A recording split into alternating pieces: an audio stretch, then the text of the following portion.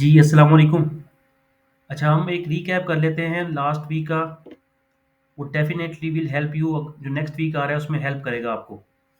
और जो मार्केट ने पिछले साल तकरीबन 84% की आपको गेन्स दी ना, इस महीने जो जनवरी का महीना था, इसमें कोई गेन्स नहीं आई।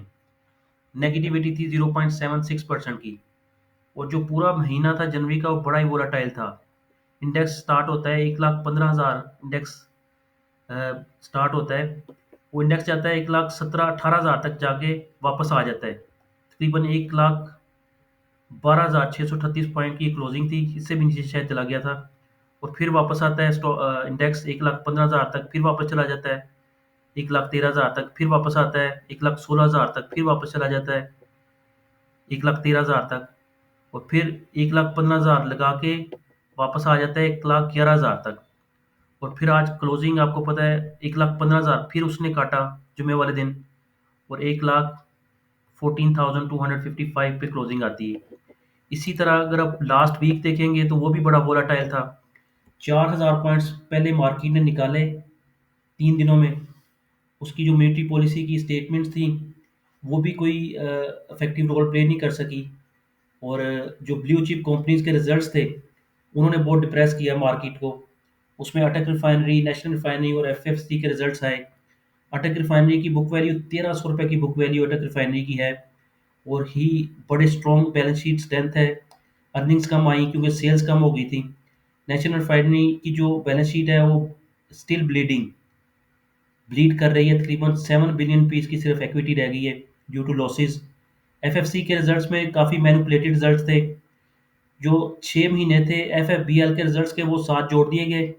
और जो पहले 6 महीने थे, वो साथ नहीं जोड़े गए, जिसकी वजह से जो इन्वेस्टर्स था वो कंफ्यूज हुआ। उसने देखा जी अर्निंग्स कम आई हैं, तो उसकी वजह से काफ़ी पैनिक रहा है एफएफसी के स्टॉक में।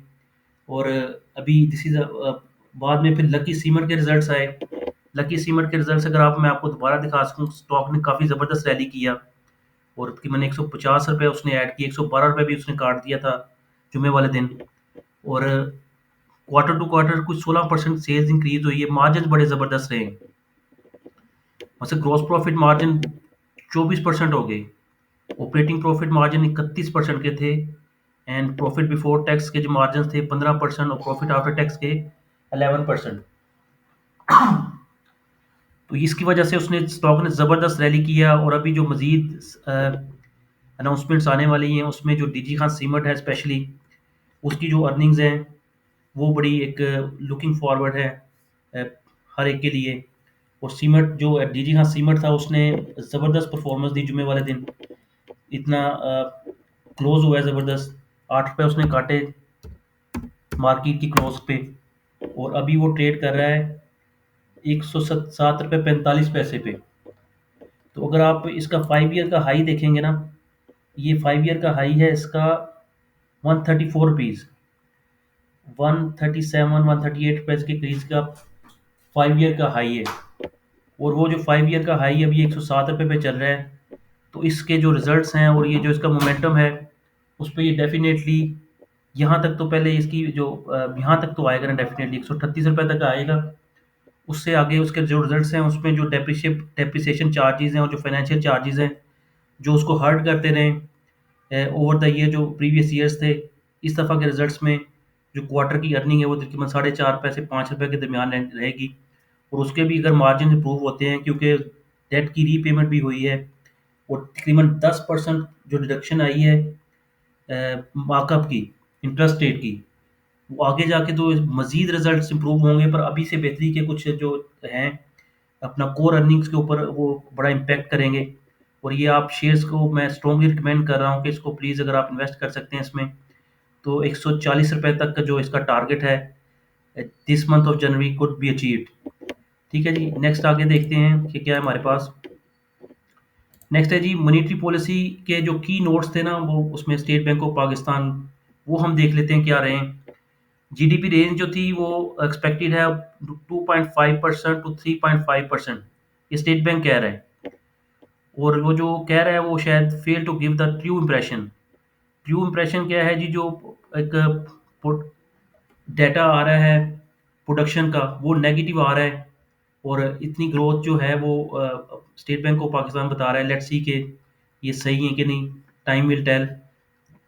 1 बिलियन का जो एक लोन था जो टू मिडिल ईस्टर्न बैंक से हमने उसकी अप्रूवल आई थी, 7% का उसका मार्कअप था, वो अभी तक क्रेडिट नहीं हुआ, have not been credited yet. ठीक है जी। तो वो भी नेक्स्ट वीक में अगर आ जाता है तो आपको पता है रिजर्व जो थे हमारे वो उसमें डिप्लीशन आई है। तो ये जो 1 बिलियन के रिजर्व्स हैं ये भी ऐड अगर हो जाएंगे तो इंशाल्लाह दैट विल बी फ्रूटफुल। उससे आगे अगर हम देखें तो $26 बिलियन के जो तो पेएबल थे ना पूरे साल के, वो उसमें से $16 बिलियन जो थे वो रोल ओवर हो गए। बाकी जो 10 बिलियन रह गए उसमें से तकरीबन 6.4 बिलियन जो है ना वो पे हो चुका है। अब 10 में से 6.4 निकालेंगे तो बाकी जो रिमेनिंग पेमेंट है that is 3.6 billion, that is payable. और वो 3.6 बिलियन का मतलब है कि 5 महीनों पे अगर आप डिवाइड करते हैं उनको, तकरीबन $72 मिलियन ईच मंथ आता है। अच्छा, इन्फ्लेशन का टारगेट जो है वो भी रिवाइज हो गया है, 5.5% और 7.5%। दोबारा स्टेट बैंक कह रहा है कि जी ये टारगेट होगा इन्फ्लेशन का। पहले का जो एस्टिमेशन था वो 11.5% और 13.5% के दरमियान था। करंट अकाउंट सरप्लस आया है, फिजिकल अकाउंट सरप्लस आया है। और स्टेट बैंक कह रहा है कि जी रिजर्व जो है वो भी $13 बिलियन तक रह सकते हैं by June and, which is also good. वो जो रेवेन्यू शॉर्टफॉल है वो जू अपना दिसंबर तक 380 बिलियन था। अभी मजीद ये जो जनवरी के नंबर्स आए हैं उसमें भी तकरीबन 80 बिलियन शॉर्ट है। तो $460 बिलियन की ये रेवेन्यू की शॉर्टफॉल है। इसको भी किस तरह टैकल करते हैं वो finance minister will tell.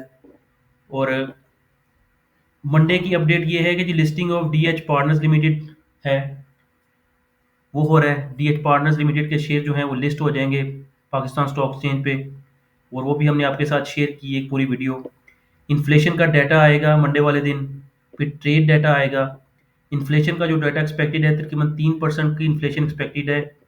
Trade data जो है उसमें एक रिस्क है कि जो इंपोर्ट के नंबर्स आए थे दिसंबर में वो बड़े डिप्रेसिंग थे और हाई रिस्क था कि इंपोर्ट बहुत ज़्यादा होगी जिसकी वजह से ट्रेड डिफरेंस ज़्यादा इंक्रीज हो गया। और पाकिस्तान रिफाइनरी लिमिटेड के जो रिजल्ट्स हैं वो आएंगे मंडे को। इसके अलावा जी टॉप पिक्स में हमने आपके लिए कुछ शेयर्स रखे हैं, अगर आप उन कुछ शेयर्स को देखना चाहते हैं। फार्मास्यूटिकल सेक्टर से एजीपी सीमट, या सिक्लिकल सेक्टर से डीजी खान सीमट और फौजी सीमट, देन एफएफसी, पीएसओ, टेक्सटाइल में कुल अहमद टेक्सटाइल, आईटी सेक्टर से नेटसोल, और रिफाइनरी सेक्टर से अटक refinery limited, and banking sector से यूबीएल। ये जो नेटसोल और यूबीएल्स हैं ये बड़ा रैपिडली बायबैक कर रहे हैं अपने शेयर्स, और वो रिफ्लेक्ट कर रहे हैं कि जो एक ग्रोथ है और जो शेयर की मूवमेंट है इन फ्यूचर वो बड़ी शार्प रहेगी अपवर्ड। जी थैंक यू सो मच और इंशाल्लाह सी यू सून।